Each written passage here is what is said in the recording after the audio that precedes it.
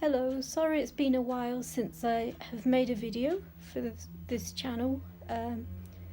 So many things have happened now. I should probably have made several videos, but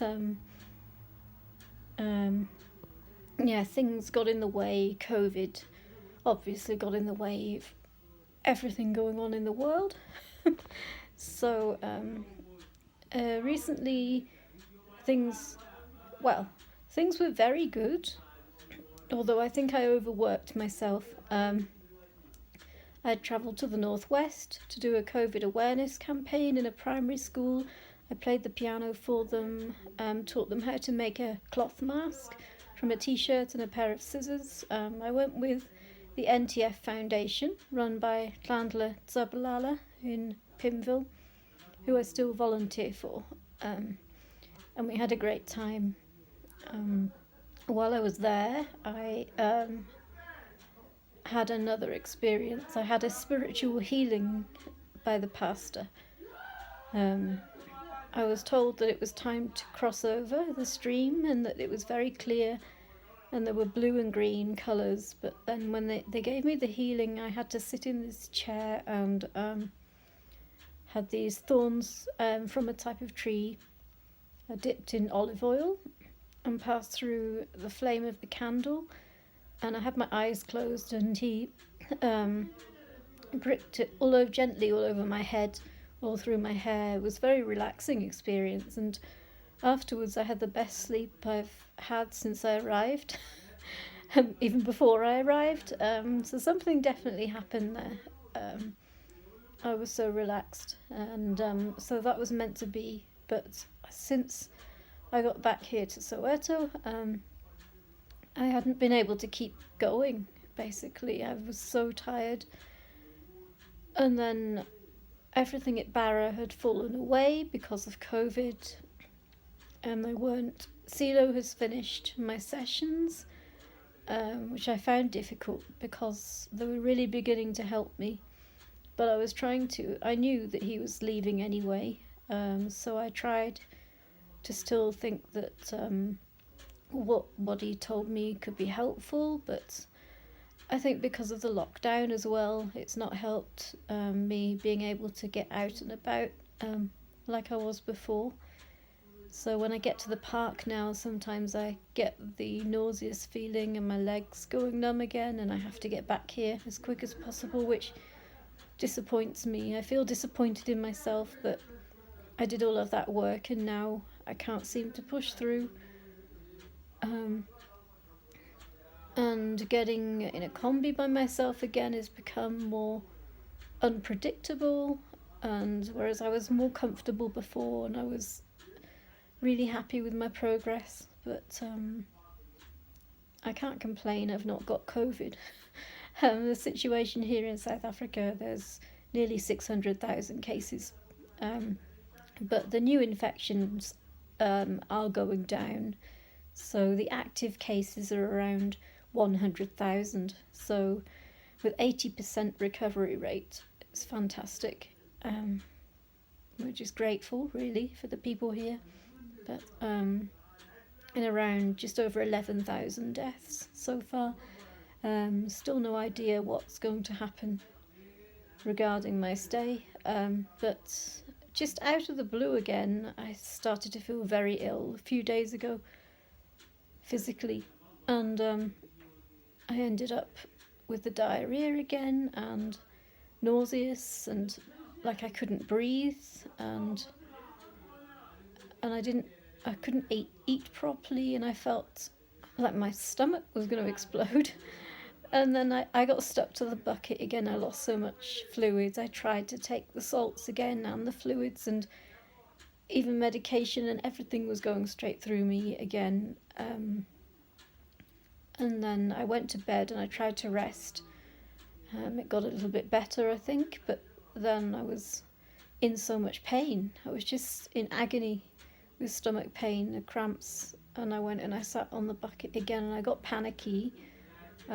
But I don't really know whether the panic caused it yet, or whether panic was caused by it. But it seems to be that it's this subconscious thing going on in my mind still. I never thought it was like December all over again when I first arrived, and I never thought that would happen, and I never want it to happen again. So I had been to the clinic last week, a couple of weeks ago, and they told me I needed to make a referral to the psychiatric department when I told them I wasn't going to Barra anymore. And I left it. I just thought, well, I'm fine. I'm doing fine. I don't want to do too much when there's COVID going on with the clinics. I don't want to be a burden, and now I regret that heavily, because I think had I gone, then I might not have ended up in the situation that I did a few days ago. So I was sat on the bucket, and then the worst thing, this is going to sound really strange, but it's actually common. It's a common phobia, but I don't tell many people about it, but most of my close friends know that I've got something called emetophobia, which I can say. So when I start to feel nauseous, I feel really, really sick, and I panic, and then that gives me the diarrhea, which makes me feel more sick and more panicky, and it's like a vicious cycle. So, yeah, I'm emetophobic, severely emetophobic, and it hasn't happened. I'm okay with it coming out my bum. But the other end hasn't happened since I was around 12 years old. I'm now 40. So my brain has managed to suppress it all that time, I believe. There's no other reason why I would be able to go that long without without it happening. I was absolutely terrified. I was sat on the bucket and I was panicking. I couldn't breathe. Sergi told me to just stay calm, and then I told him I felt sick. I just remember saying to him, I feel sick, I feel really sick, and then I don't know what happened. I was holding onto his legs and my stomach was doing it. I was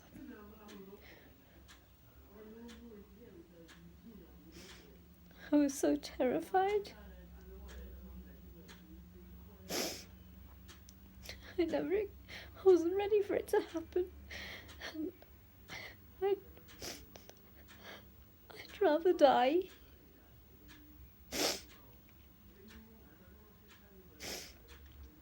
It actually happened. I feel bad actually saying this now, or telling anybody that it happened.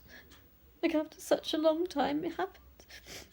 Not very much, because there wasn't much in my stomach left, but there was something going on that felt that way.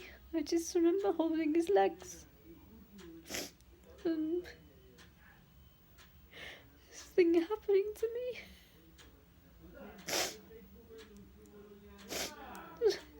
I told him to get me to help me.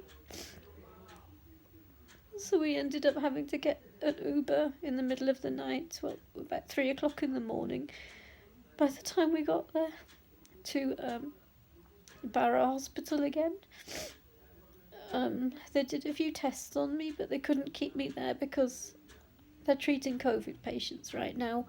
So they sent me to a local clinic nearby, and they gave me the pyramide, and they gave me 2 injections. One was a painkiller, the other one was to stop the nausea and the diarrhea. And then I did actually come home and sleep after that, but I knew I needed to go to the clinic the next day. They told me to go on Monday, but I just felt so weak and like I couldn't go on that I decided to go that next day straight to Mfolo. And I told them about the referral that I was supposed to have made, and also about what had just happened the night before. And so obviously it was a Friday, and it was later in the day, and they needed to deal with the what had happened the night before I could think more about the referral.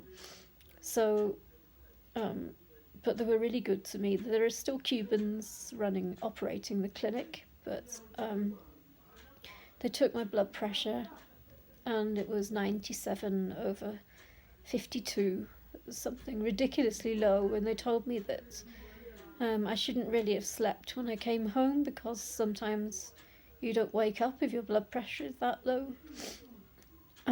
So it was obviously due to dehydration because of my symptoms, but I couldn't rehydrate myself, and I knew I was dehydrated, but I couldn't do anything about it. I was so terrified.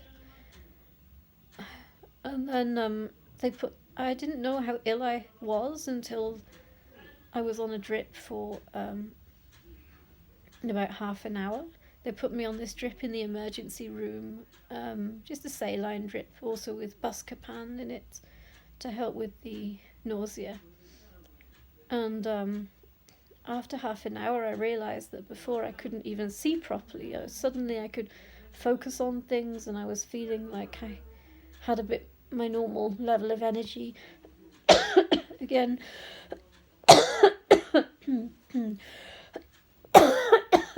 Sorry.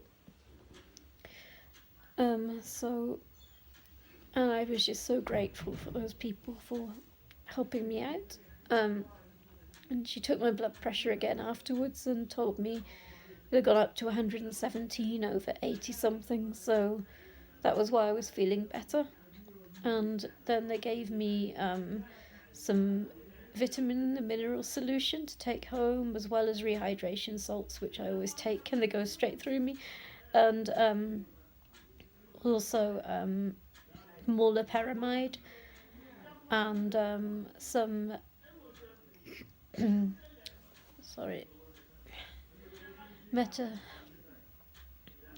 it's an antibiotic. This is really bad. I should know the name of the antibiotic. A metronidazole, just in case, because there's giardia in the water supply here, which cannot be killed by water treatment methods. And if your body is weakened, then you can get an infection. So they gave me that as a preventative. So 5 tablets, 2 grams, I took straight away, and the rest I've just been I've been taking the rehydration salts anyway, and I'm determined never to get into that state again. I don't know how to handle it. I just don't. Afterwards, I became terrified of eating.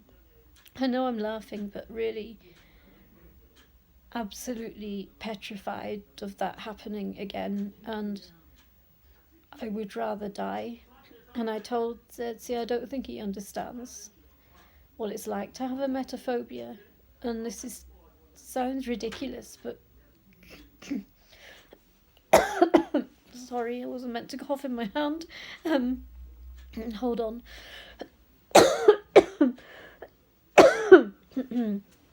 Yeah, as I said, I'd rather die, and my fear of that Vimto, spelt in with the letters in a different order, my metaphobia is worse than when I was raped.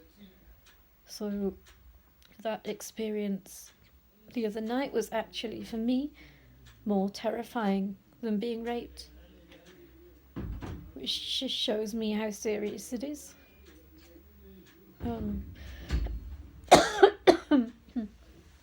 So I then decided I couldn't eat anything at all. I didn't trust my stomach, and I was absolutely terrified of food. But I've been eating small things, not very much, just enough, and I've just been so tired still, like I can never get enough rest.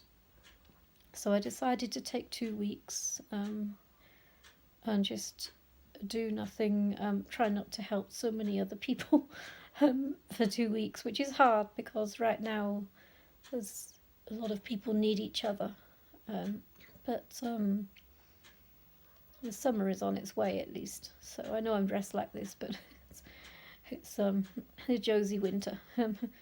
But yeah, so Sorry, I've done it again. I've been telling people off for this and then I do it myself. But I would rather have had COVID any day. I'd rather have anything than that. I still can't believe it happened. I decided to take 2 weeks of rest and I'm exhausted. I feel guilty about resting though as well. I feel really guilty that I should be able to do more, and then I ended up feeling like I was a messy person again and I was a burden, and I ended up having to cut again, but not too many times, just twice on my arm. One was deeper than I was meaning it to be, so I covered it with a dressing. It's very dusty round here at the moment, but it did relieve some of what was in my mind at the time. I felt like I couldn't speak or didn't want to speak to anybody at the time. So yeah, that happened, but it was nothing compared to what my stomach did to me the other day. So I decided this time I'm going to the clinic and I'm going to try to get the referral that they offered me. So I'm going tomorrow morning for 8:30, and follow the queues have got shorter because people have been told to stay away unless they are going for treatment and medication. So routine checkups are not really taking place, so that means there's less of a queue. But I'll go in the morning and see if I can explain that now I had another episode like I had in December, and that I desperately want to do anything that it takes to prevent it happening again. I've got my documents from Barra when I went into the first time in the discharge notes, and I've got some of the other notes as well of what happened a few nights ago. And so I'll go and I'll get my blood pressure taken again, and hopefully it'll be more normal this time. And then I will ask the doctor if she can give me the referral to the psychiatry department, and then I know where I'm going. I know where the psychiatry department is, and they're there. They told me they're there on a Thursday and Friday, so that's why I'm going on a Thursday. Fridays aren't too good. It's a bit like going in the end of the day. But hold on a second, I just need to tell someone. I'm just making a video. Let's see. So I'll go now, I think. But I just needed to update you and let you know that's the plan. So I'm going tomorrow morning to see if I can get the referral, and then hopefully restart the psychology. But I'll see what they offer me, but they might be able to adjust my medication for me as well. I meant to get a bunch of flowers today and I totally forgot about that for the people in the emergency department, but maybe I'll just go and thank them. But and then I decided that I need to escape again, so to recuperate where there's no children, which sounds really bad, but other species. So we're going to go, now that it's level 2, I don't know what it is where you are, but here it's now only just gone to level 2, so there's more opportunity to travel. So we're going to try to go to Mukupong, I think I said that right, in Limpopo, and I'll update you after that. I think we'll just go for a few days to recuperate. There's mountains, there's wildlife, there's giraffe, zebra, impala, crocodiles, snakes, kudu, lions, everything really that you can get in the Kruger without paying for. So going there to a budget hostel, and so if we can't get a bus because they're a bit funny right now, like everything else on Earth, then we'll get a taxi, and but it's about a 3-hour drive from here, so it's not too bad. It's not too far. Just need to recuperate and then start again. But I also was lucky enough after I got back from the clinic to get a message from Barra telling me they were restarting their coping strategies group and invited me to it. So I sent a message back and accepted it. So I just need to wait and hear from them. But that would be good, and that might be able to stop me from doing what I had to do 2 days ago. But I don't know when it would be. It could be any time. So, I mean, we don't know when COVID's going to end. And when it comes to Barra, it could be January. So that's why I'm going to Mfolo and to follow through with that. And then I'm going to Limpopo, Mfolo, then Limpopo. That's the plan.